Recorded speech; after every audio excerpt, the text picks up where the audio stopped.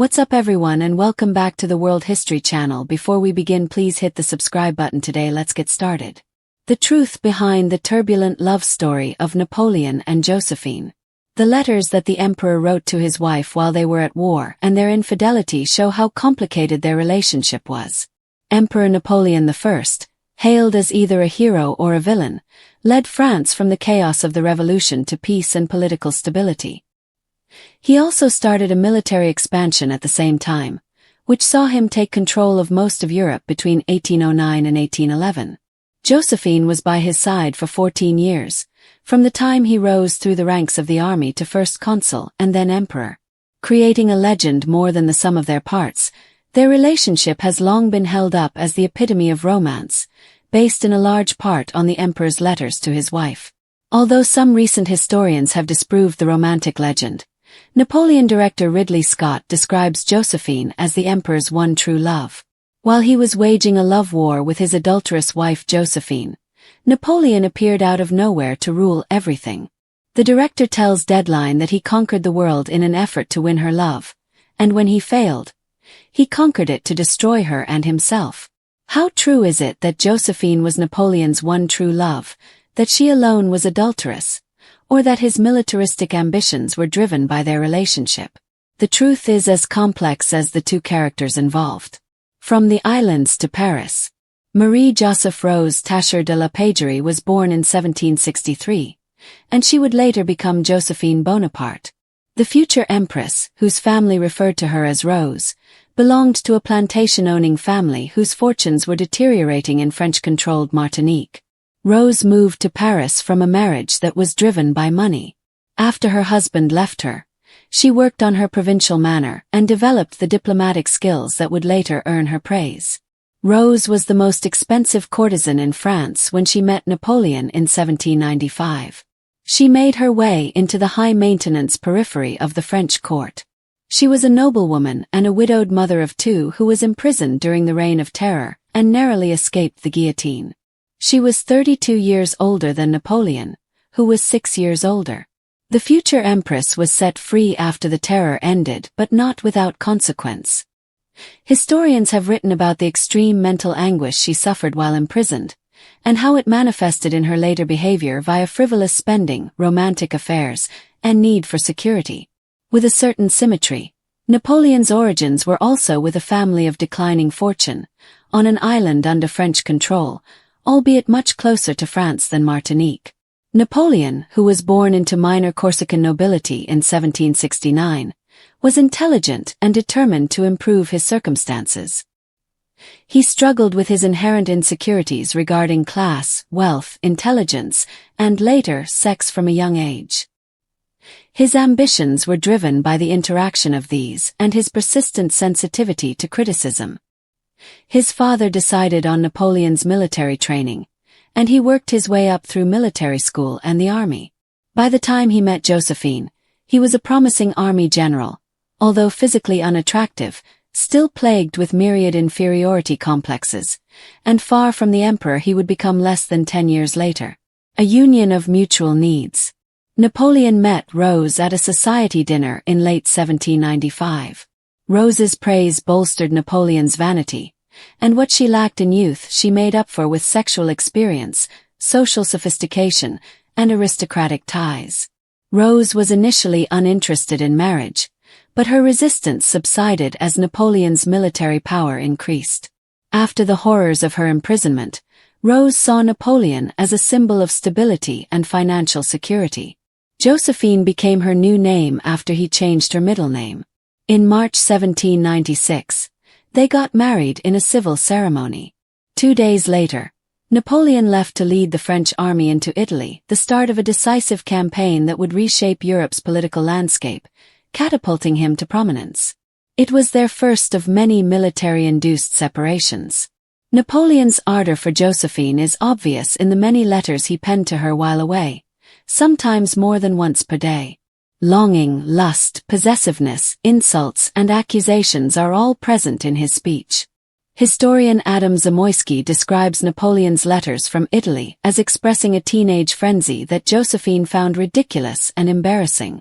Dream lovers and divorce. The existence of the woman he fell in love with is in doubt. Historian Kate Williams describes how Joséphine, using the limited power available to her in a paternalistic world, fashioned herself into his dream lover by playing up her feminine attributes while suppressing her intellect and ambition. Napoleon was annoyed by Joséphine's lack of responses because she was busy taking a lover shortly after his departure. The general too embarked upon numerous liaisons, prompting Joséphine to finally return the longing he had shown her. When Napoleon remained lukewarm, she responded with lavish spending and emotional blackmail. He gradually withdrew, contemplating divorce. Napoleon did not follow through with divorce but instead forgave Joséphine, albeit not without self-interest. Having a family bolstered his political power, and his wife's diplomatic skills were invaluable. She was popular and provided the grace and etiquette he lacked. With her fashion sense, behavior, art collection, and jewelry that rivaled that of Marie Antoinette, she embodied his power. As Napoleon declared, "I win battles, but Joséphine wins hearts." Consequences of the affairs. By 1800, Joséphine was aware that the balance of power in their relationship had shifted, regardless of whether Napoleon was winning on the battlefield. Her unpopularity with Napoleon's family and civil versus religious marriage made her position additionally precarious. She changed her ways to help his cause, but he had changed his mind. Napoleon placed Joséphine under suffocating controls, curbing her social freedom, shouting at her in public, and tormenting her with details of his affairs. However, despite their turbulent and manipulative relationship, Napoleon's expansionist foreign policy was not driven by his frustration with Joséphine and her affairs. As Zamoyski tells National Geographic, Napoleon's ambitions were not primarily militaristic. He was more interested in good governance than winning battles. He believed in doing things well, and as he was thrust into a world at war, he was determined to win, but never just for the sake of winning.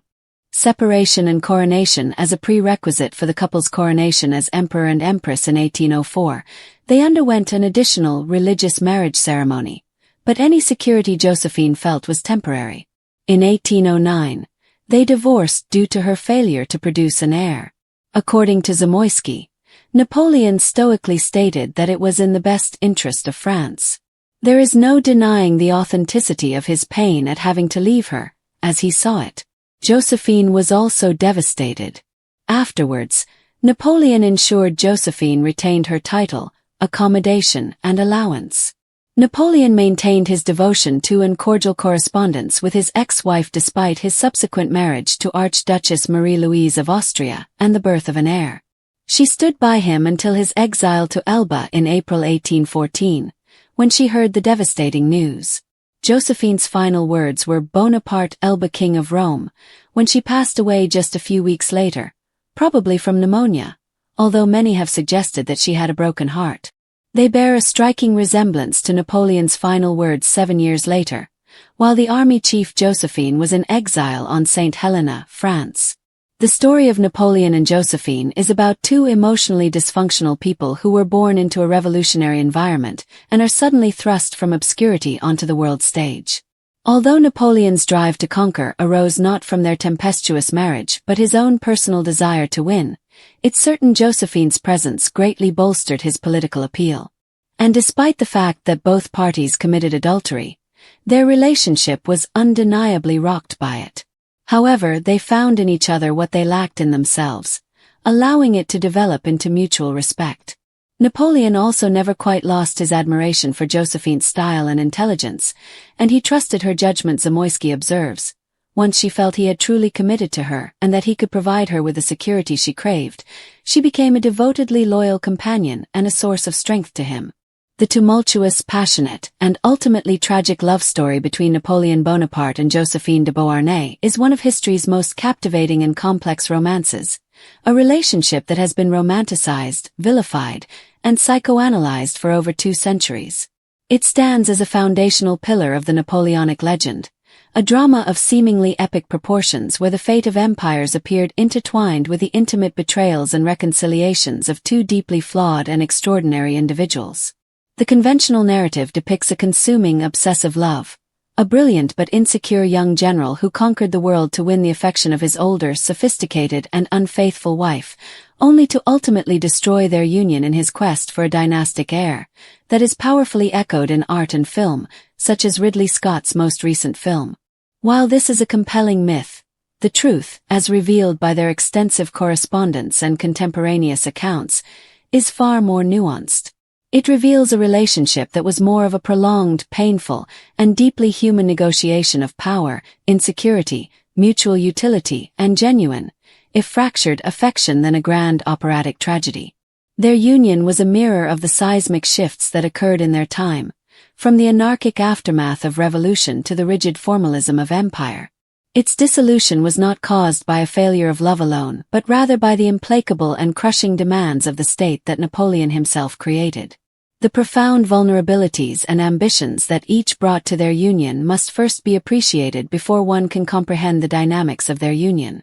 Marie-Joseph Rose Tacher de la Pagerie was born into a poor family of sugar plantation owners in 1763 on the island of Martinique. She would later become Empress Joséphine. Despite some idyllic aspects, her childhood was marred by financial uncertainty and the brutal realities of slave labor. She was 16 when she was sent to France for an arranged marriage to the aristocrat Alexander de Beauharnais.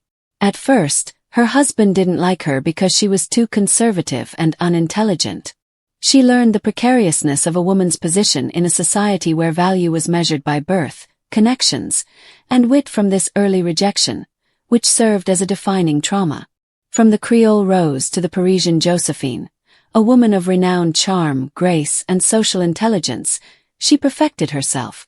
Eugene and Hortense, her two children, were born to her marriage, which ended in divorce. Alexander, a Revolutionary Army general, was executed by guillotine during the Terror, and Joséphine herself was imprisoned and narrowly escaped the same fate during the Revolution. This close encounter with death left psychological scars that lasted a lifetime. These scars led to a compulsive need for financial security and sensory pleasure, a desperate need to feel alive through extravagant spending, beautiful objects, and romantic relationships, and a fear of being abandoned. Even though Napoleon's origins were distinct socially and geographically, there were odd synchronicity. On a French-controlled island, his family also struggled with status and finances when he was born in 1769 to minor Corsican nobility. As a young man, he was an outsider twice over, a provincial Corsican viewed with suspicion in mainland France, and a scholarship student at military academy mocked for his accent, short stature and poverty. He developed a tremendous ambition, a deep sense of insecurity, and a desperate need to demonstrate his worth through intellectual and military mastery as a result of these experiences. By the time they met in 1795, he was a 26-year-old newly promoted general, brilliant and burning with ambition, but socially awkward, emotionally intense, and physically unimpressive. Joséphine, at 32, was a celebrated figure in the post-revolutionary Nouveau Riche Salon Society of Paris. A widow of the Ancien Régime nobility who had survived the revolution, she was the epitome of the worldly grace and aristocratic allure that Napoleon both coveted and distrusted. Their meeting was a collision of mutual need. Joséphine was a way for Napoleon to get to the very top of Parisian society. For a man who felt like an outsider, her connections, poise, and sexual experience were intoxicating. He saw in her more than just a lover. He also saw a high school. For Joséphine, recently freed from the shadow of the guillotine and drowning in debt, Napoleon represented stability, power, and protection. He was a rising star of the new regime and an ambitious individual who promised her the safety she desired. Their courtship was a masterclass in projection. In a frenzy of adolescent passion, Napoleon poured his insecurities and desires into startlingly intense love letters. Joséphine, a true survivor, skillfully morphed into his ideal, a sensual, experienced, but devoted older woman, while carefully concealing her own ambitions and intelligence in order to fulfill his requirements. In March 1796, they got married in a civil ceremony. Just 2 days later, Napoleon departed to command the French army in Italy, beginning the first of their long separations. The legend of the general whose love conquers all was born during this campaign. The torrent of raw emotion in his letters from the front is legendary. I awake full of you. My senses have been jumbled by your portrait and the intoxicating evening we shared yesterday. Sweet, incomparable Joséphine, what an odd way you touch my heart. However, there was more to the correspondence than this. Joséphine, who was left behind in Paris, found his obsessive passion to be suffocating and a little bit absurd. When she did respond, her letters were reserved and distant. She quickly resumed her previous lifestyle, falling in love with the attractive Hussar Lieutenant Hippolyte Charles, and she had married for safety rather than passion. He made the pivotal discovery of her infidelity during his campaign in Italy. You are evil, very evil. To have deceived a poor husband, a tender lover. Read one of Napoleon's letters, which shifted from adoration to furious, wounded accusation. Farewell, my Joséphine. May misfortune and grief nestle in your heart, and may you never know the cause of the tears your conduct makes me shed. He was not broken by this betrayal. Rather, it hardened him. It confirmed his deepest insecurities regarding his own worth and the volatile nature of the aristocratic society into which he had married. He did not, however, reject her. His remorse was practical. Joséphine had become politically useful. She had flawless social skills and won hearts when he demanded obedience. She provided a crucial link to both the previous nobility and the new revolutionary elite, smoothing out his rough edges. Their reconciliation was both a romantic and a strategic one. A permanent shift in their relationship's power balance began.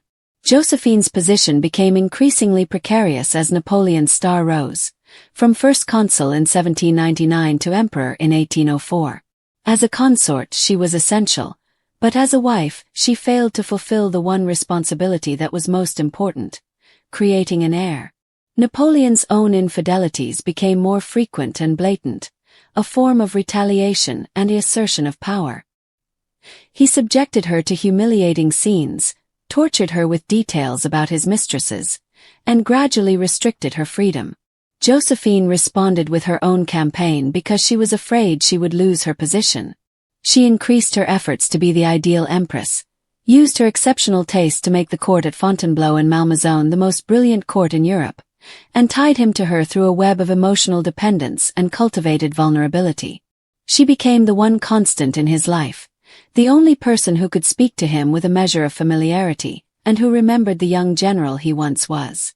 A significant oversimplification that diminishes Napoleon's complex political and strategic genius is the notion that his unending wars of conquest were primarily a response to his marital frustrations. As historian Adam Zamoyski argues, Napoleon was not a mindless warmonger.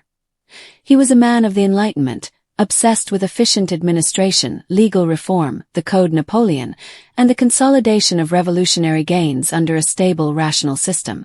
Yes, he believed in winning, but only as a means to a greater goal: the establishment of a unified European system under French rule, which he viewed as the vehicle for progress. Geopolitical rivalry, economic warfare, the continental system, and his own insatiable desire to order the continent all contributed to the wars, which were a continuation of revolutionary conflicts. To be sure, his personal life fueled his energy and his often ruthless determination.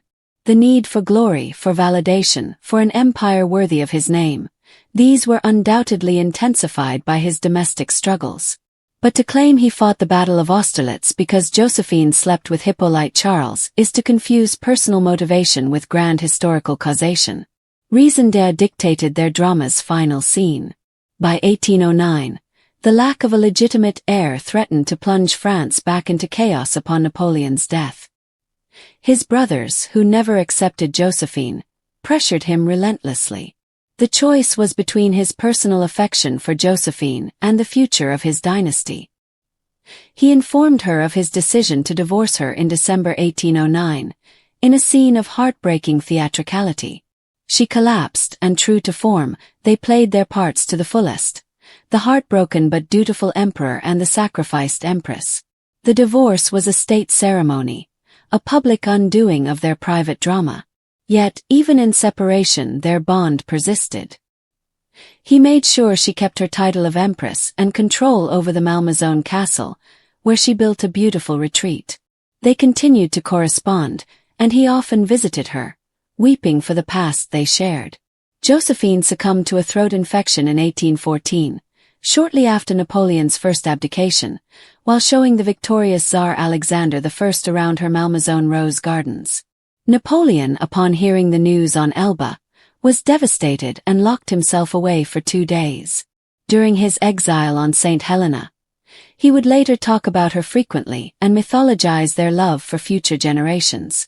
According to reports, his final words were, "France, l'armée, tête d'armée Joséphine." France, the army, Joséphine. The truth about their turbulent love story is that it was a partnership that deeply created and destroyed each other. Joséphine made Napoleon an empress, but she also made Napoleon an emperor by civilizing him and providing the social and emotional foundation for his power. They used each other, betrayed each other, and loved each other in a dysfunctional, passionate, and ultimately indispensable way. Their relationship was not a simple fairy tale nor a mere cynical arrangement. It was a flawed and magnificent human institution that could not withstand the weight of the imperial destiny it contributed to. It was the first modern romance, a tale in which personal desire and political power collided fatally and inexorably.